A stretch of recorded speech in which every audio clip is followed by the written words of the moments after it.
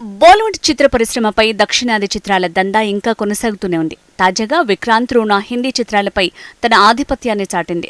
కిచ్చా సుదీప్ హీరోగా నటించిన విక్రాంత్ రూనా తెలుగు, తమిళ, కన్నడ, మలయాళ భాషలతో పాటు హిందీలోనూ రిలీజ్ అయిన విషయం తెలిసిందే.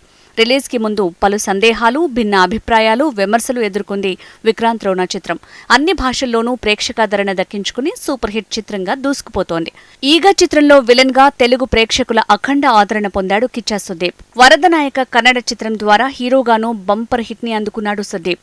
పాన్ ఇండియా మూవీ బాహుబలిలో అస్లాం ఖాన్ గా తన నటనతో ప్రశంసలు అందుకున్నాడు. రీసెంట్ గా ఇన్వెస్టిగేటివ్ థ్రిల్లర్ విక్రాంత్ రూనాతో బ్లాక్ బస్టర్ హిట్ కొట్టాడు సుదీప్. ఈ చిత్రం తొలి 3 రోజుల్లో 80 కోట్ల వసూలు సాధించి ట్రేడ్ పండితుల్ని ఆశ్చర్యపరిచింది.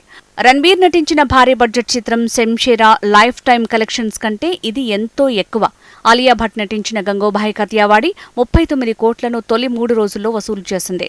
వరుణ్ ధావన్, కియారా అద్వానీ, అనిల్ కపూర్, నీతూ కపూర్ నటించిన జగ్ జగ్ జియో తొలి 3 రోజుల్లో 15 కోట్ల కలెక్షన్స్ ని సాధించింది. మొత్తానికి ఉత్తరాది వారిపై దక్షిణాది దమ్మును చూపిన విక్రాంత్ రూనాకి అభినందనలు లభిస్తున్నాయి.